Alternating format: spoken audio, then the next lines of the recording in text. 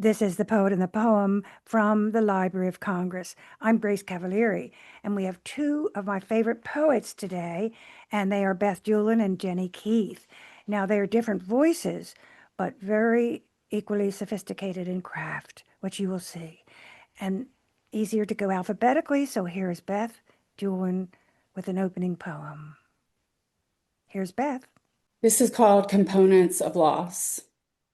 In relation to memory, the scent of summer inhaled, inviting the past to pull up a seat. The star-spattered nighttime sky on an old milk farm, a place that no longer exists. A lifetime of running, anonymity begging to fill the hollow shell. The trickery of walking down the street and seeing you in the faces of other men. The betrayal of dreams where you are still alive and living in our Fifth Street apartment. In relation to feeling, a course all its own with no direction. The travel time cannot be estimated. The torture of lost last words rising to my mind's surface. Reluctant hope for the time to come when missing you is just a ghost dream. Being doomed from the start, an ancestry of self-destruction. Expectations from the grave, voices pleading, surely you can do better at surviving than we did. Knowing now that the ground can shift at any given moment, also knowing now that every moment is given. That's the voice of Beth Dulin. And I wasn't going to remark after their opening poems, but I have to say that if you saw the page and the long line lengths, you would know that the extended breath is what makes this a lullaby of loss. And I also want to remind everyone that after we hear a poem, after we remember it, we only remember the feeling. So what Beth has done is put her feelings in such a long lyrical way that we are left with the ache of the poem. And now we're going to hear from Jenny Keith with an opening poem. This is called an opening. Of course, my upper lip stayed stiff. The night was dedicated to the artist's work. A flare of color, intrigue, and delight drew butterflies to flit and smoke and smirk. I'd worked more treacherous rooms than this, so why I came home with some major organ gone, my world upended, is a mystery. But now, with our post-mortems said and done, I must confess I suffered a small break and stood beside myself. Mm. There, I could see the gathering of hours. I was awake and felt the failure of biology. The stars were late. Would any of us stay? I couldn't wait to see and turned away. Jennifer Keith from her new book. And what is the title of that book? It's called Terminarch. I'm not supposed to remark after opening poems so that people will know your voices, but I have to ask you, what does form do for you? Really, you've got it down. Why form? Form helps contain my biggest feelings. Nobody ever said it like that. It's like a cage at the zoo where you can get really, really close to that leopard without it eating your face. I am so glad I asked. Oh my God. Yeah, just, but here's the thing that nobody can hide a rhyme like you can because we don't want it to be a rocking chair. And boy, listen, night, delight, gone, done, awake, stay away, break, awake, stay awake. And we don't even notice because we just think it's embedded in a heartbeat. So I'm really so happy to have you too. Just a word about your book. If someone reads it, then what do they think about your poetry or what do they know about your poetry? Um, I would say that I'm trying to make difficult things accessible and give the reader a chance to get close to heavy things without being overwhelmed. Um, Also that I love film and American music, and music is very important to me. So I try to infuse the poems themselves and even the subject matter with a lot of music. We've got it to give. Tell everyone the title again. It's called Terminarch, and it came out on Able Muse Press. And it just came out on the shelf, and you can be one of the first people to get it on Amazon. Go to Able Muse Press if you would. Okay, we'll hear more about that at the end. Uh-huh. Now we're back to know Beth. The best way to know them is through their voices. So, Beth, we're going to hear another poem.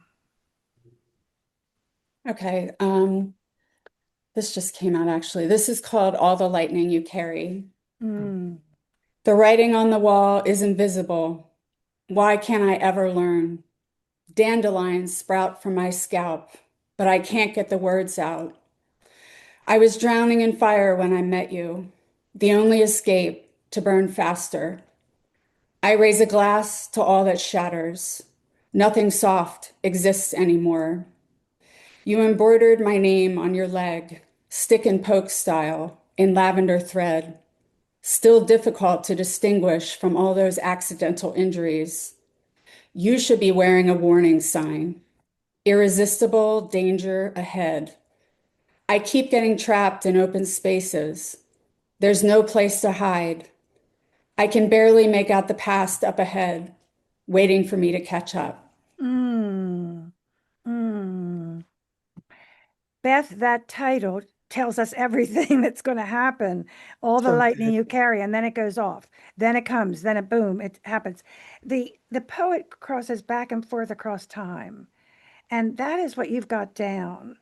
And also, for instance, there's no place to hide. I can barely make out the past up ahead, waiting for me to catch up. The poet is the one that uses time magically because what we're doing now is already gone Yeah. in psychic terms.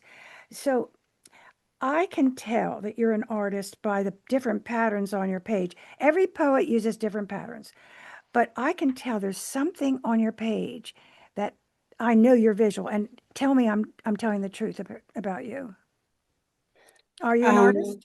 yes, yes, I am a visual artist, but it's always been, I started doing that. I'm not trained in, in any kind of visual art, but I started making art in the early 90s when I found myself with like writer's block, and at the Mm, time I was going through a lot of really personal trauma and chaos, and my fiction teachers were like, you have to get out of this. You can't write about this now. And so I've mm. spent a lot of time since then writing about that period of time and the past. I write, entirely pretty much about the past. But I know you have work out, and we'll talk a little bit more about your out. But saying that you're not trained, Beth, none of us is trained in being alive, but yet we Yeah. manage, we produce, we manage, and you really go from the soul. So while we have you here, let's give us another poem. Okay. This is another poem about loss. I write about a lot about loss. If we give up loss, what else will we have left? It's true, and yeah, it's something that still is a big thing that I write about. It's something important in my life to process the past. I've lost a lot of people in my life. This is called survivor's guilt. I waded deep into the water and kept on going, knowing I couldn't swim. Eventually, I ran out of bottom. A psychic told me years ago I had drowned in a past life.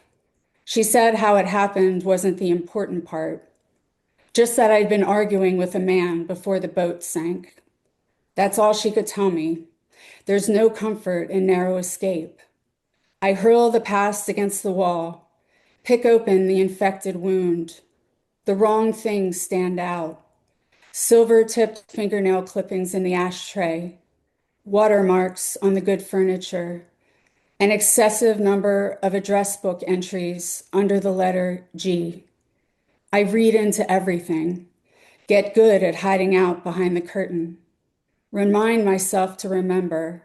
I know the formula for every excuse. Mm. There's no relief from the tight-throated hollow ache of loneliness. What's unfinished follows everywhere until I turn and face it. There you go with your time again. What's unfinished follows everywhere until I turn and face it. There you go, smack up, turning time on its heels and then looking at it. So you're the time poet, and always a surprise ending, always your philosophical underpinning comes at the end. And I'm thinking you discover that as you write the poem. Yes. It's not like a game of chess. I mean, I know you don't get there first.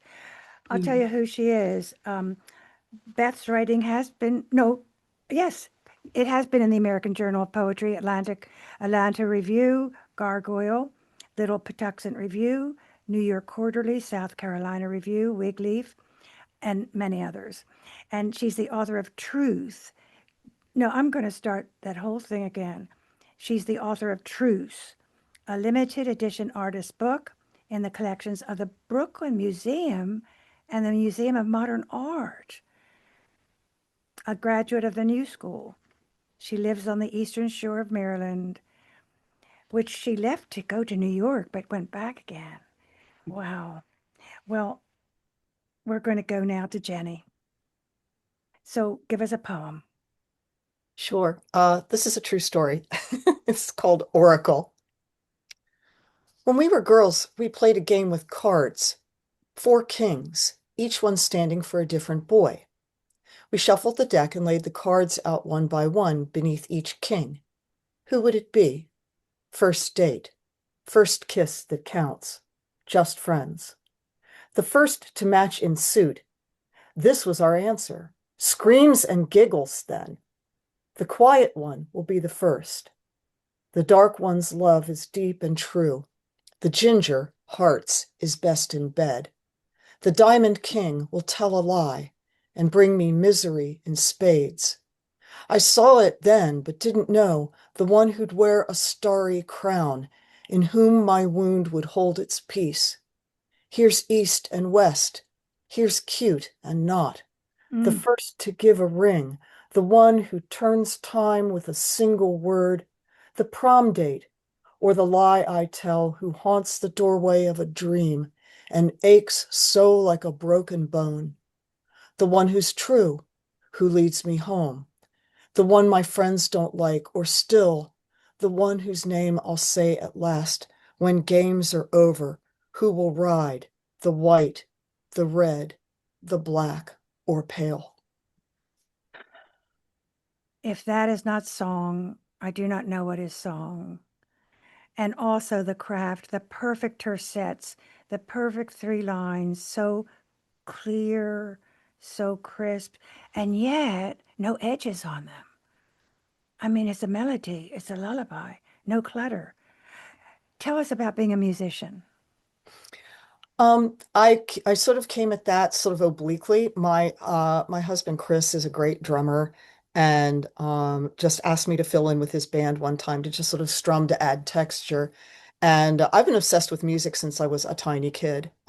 Family lore says I loved Joan Baez's Silver Dagger, and that my first mama, dada word was dagger. I would stand in my crib and shout dagger because I wanted to hear Joan Baez. So music runs really deep with me, and I love playing. I'm not good at it, but I have a great time. So, so it's very satisfying. You're like Beth saying, I wasn't trained. You were trained from something bigger than than the earth has. Well, I want to hear another poem, and then we'll decide if you're always singing a song. And I want also people to know that your poems have been in the Nebraska Review, Swanee Theological Review, the Free State Review, Unsplendid, Smartish Pace, Best American Poetry. And also you're a finalist for the Erskine, is it Erskine J Poetry Prize I think so, yeah. from Smartish Pace. And your first length, full length poetry book has won the Able Muse Book Award. Not bad to have a first book win a national award. I would say you have a future and a present and a past. Let's hear one more poem from Jenny Keith. Sure. This is a DC origin story. This city of great white lies assures with charnel smiles forefathers monumented, marble maw of lawyer speak, eviction, bullhorn, uprising smoke. People dance in circles here, hold hands around I-495, kick toward an unreachable center.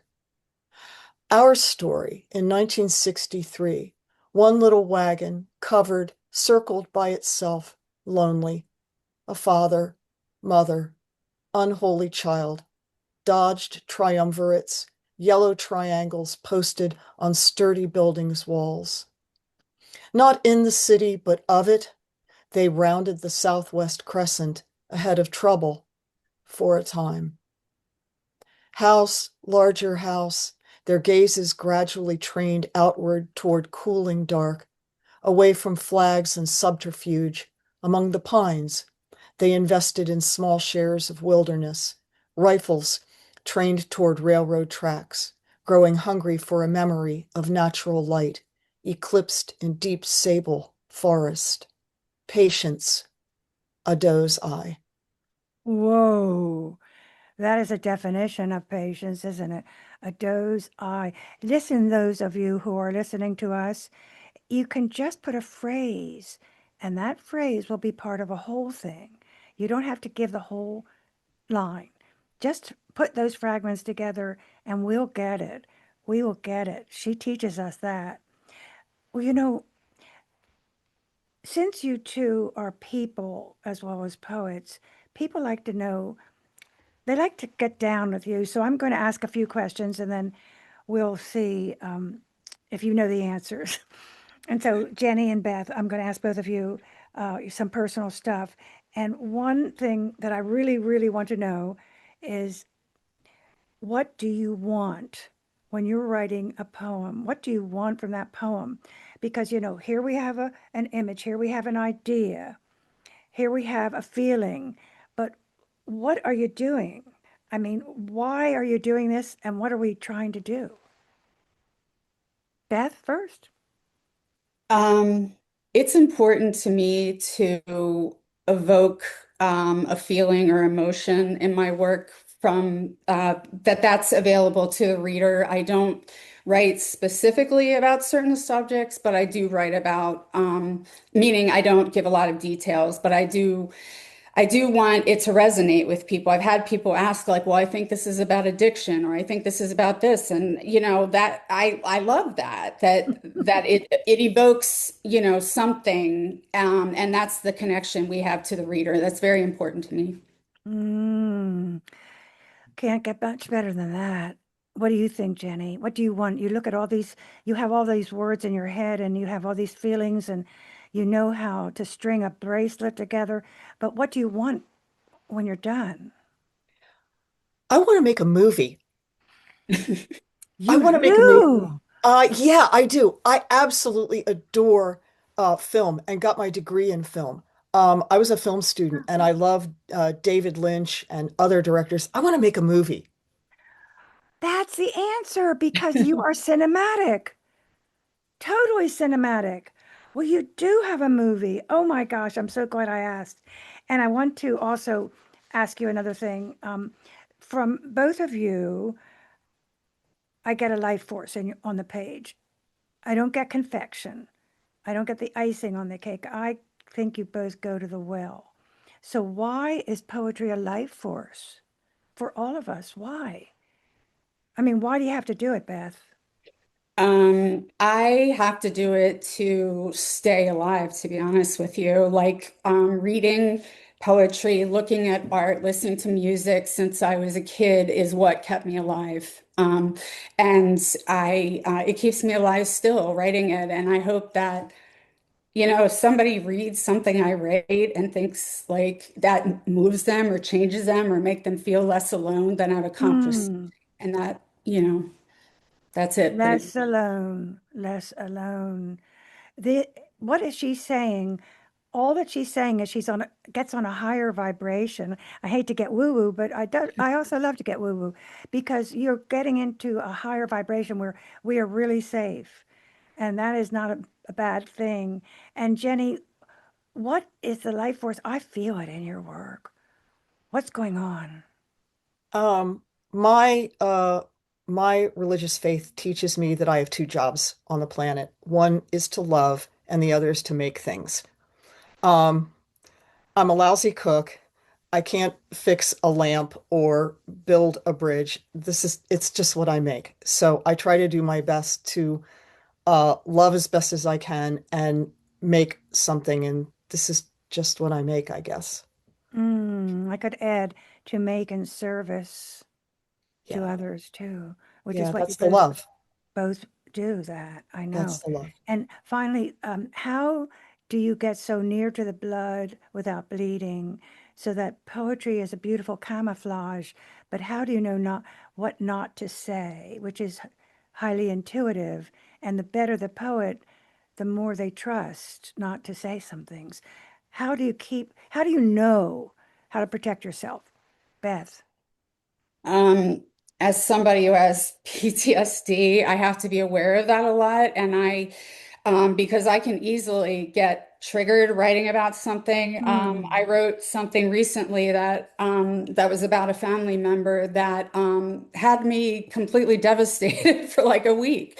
And I mean, I don't mean to laugh at that, but it's like, oftentimes I'm surprised by what it brings out, and it all serves a purpose in processing, emotion and feeling. And I'm so glad you admitted that because every one of us is showing that the context for the wound is the poem. And it's just how do you keep people from getting not too close to it and not too far away? But if you can put that much of you in a poem, that's what we're going to get. I mean, you can't get more out of a poem than the poet's putting in it. And so, Jenny, how do you protect your feelings with film? One thing that my friend, the late Joe Harrison, taught me is that when somebody uses form, you use the word that the poem wants, not the word that I want. I can't trust myself to know what I'm Hmm. writing about. I'm a big believer in woo, and when I start a poem, I let the poem tell me what I need to say. Oh And that my sounds God. really weird, but that's really it. It's like if I go in with my agenda, um, I can't always trust myself to tell the truth because I lie. Oh, But the poem will tell the truth. but Jenny, that doesn't come when you're 10 years old. How does that comes from writing and writing and writing because that's what a real pro is doing, letting the poem develop. And I must say yours does pretty well without your getting in the way. You don't get in the way of your poems at all. And so everyone, we've been listening to the voices of Beth, Dulin, and Jenny Keith. And now, without interruption, we're going to have a little poetry reading from each. So we'll start with two poems by Beth. Without interruption, I won't even interrupt you. okay, aftermath. When the hurricane came through, we bolted, a cover excuse to disappear. In his shit brown Toyota Corona station wagon. They don't make them anymore. I shouldn't have let him drive. He was blown out, wide-eyed. I was unsure of what was happening, just pieces of a memory. A paper bag torn open on the sidewalk, Mm. boiled potato chip wrappers spread about, the smell of creosote, craving a cigarette, but I quit years before. That's all I remember. No such thing as a clean getaway. I see his ghost wherever I go. Every night I dream I'm dying. And I feel like this next piece is rather long, but We all have great love and patience. okay. This is a true story as well, and I have a lot of these just from traveling and people telling me, disclosing things. Greyhound from Columbia, South Carolina to Baltimore, Maryland. He told her he learned to count cards in Atlantic City. He didn't drink, just coffee. Stayed clear-headed while all the weekenders from the city got shit-faced as the hours passed. His uncle ran games out of the basement of his grandfather's restaurant on the boardwalk. She sat in the window seat, holding a deck of tarot cards, about to lay out a 3-card spread on her lap. Having suddenly left the boyfriend behind to head home to the funeral of the boyfriend before him, she was looking for answers. She told him about the big-haired Baltimore ladies at the Palmer House down in Utah, how they read your cards from a bicycle deck, long glued-on nails shuffling and fanning the cards before turning them out over in front of you. She loved the sound of the cards fluttering through their fingertips. He told her how he was escorted out of the Vegas. Oh no.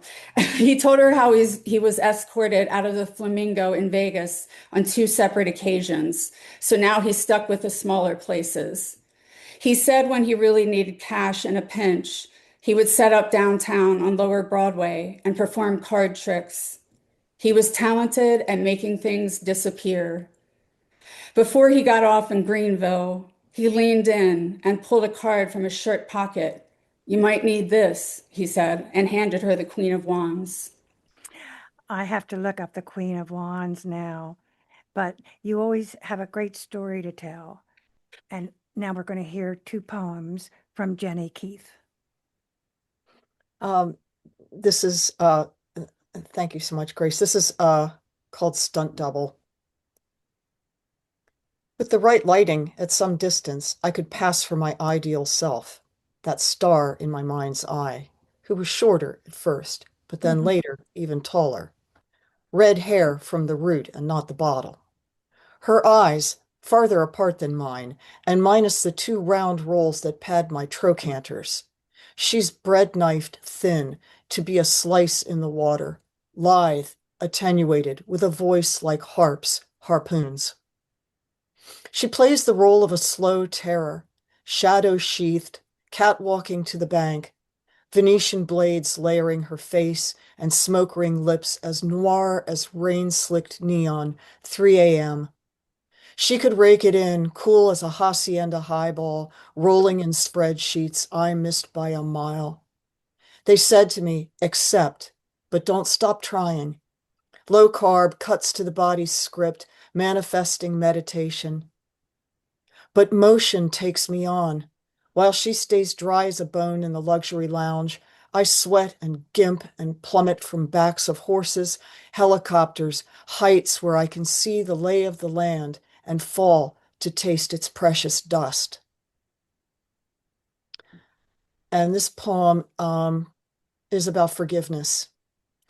It's called Solstice.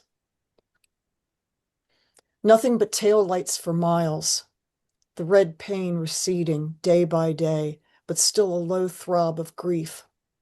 My feet are not yet cold. The air blues and cools, a heavy velvet front of cloud descends. This is the end of my waiting, I tell myself day after day. This is the last. Eventually we turn, my mother said. We go back to our bleak houses and make do. A bitterness stiffens our bones. Dignity, a consolation prize from disappointment. She washes ghost dishes at a lost sink. I'm still outside. But lo, an echo of engines murmurs through this morning's still dark air. A gleam of chrome in the moon for a moment, a flank of that dark sedan, and then I know. A blaze of headlamps steers its cones like the hands of a clock, and I see the face, smiling like a god's at a distance, smiling, thinking twice, returning to me. I am so inspired. I know that I can, when you hear great art, you know you can do it. That's my one, that's my mantra. And I have to just remark on that poem because the insert is something that people don't always know to do. And the center of the poem where your mother is back and there's a bitterness and then she washes ghost dishes. That's a little insert in the bigger frame. And that is what gives it the center of the poem. That's so smart. Do you each have one more poem, a final poem to leave our listeners with? Sure. I'm really high on this. I am so, what a way to live. Oh, I'm truly. so lucky. What a way to live. Thank you. Thank you. Thank you. So this, I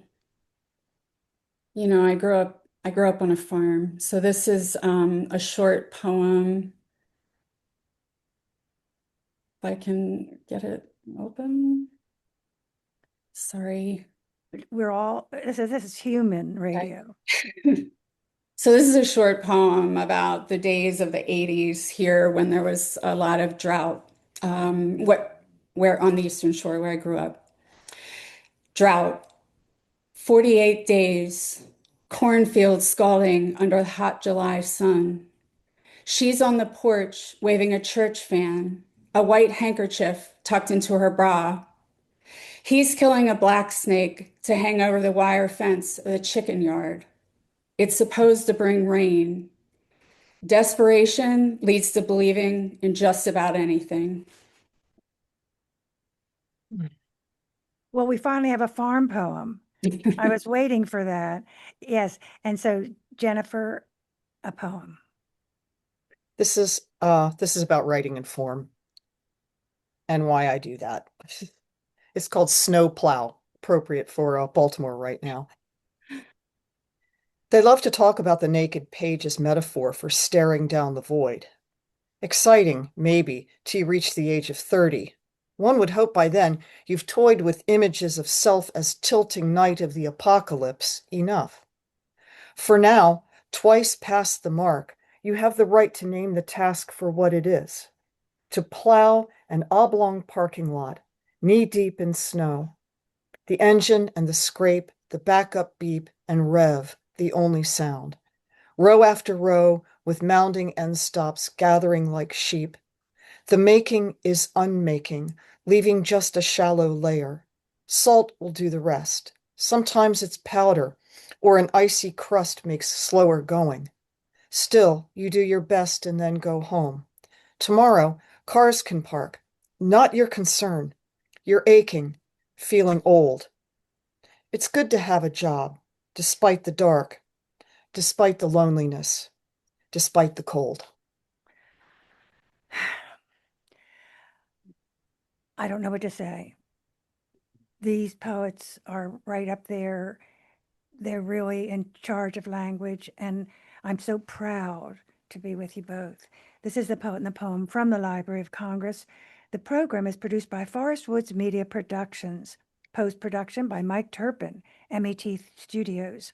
Funding is provided by the Scientific Fund, the Rivada Foundation, Natalie Canavore, Avideh Shashani, Jung Ki Kim Renault, and Sandy Jackson Cohen. Mike Turpin's our engineer, and I'm Grace Cavalieri.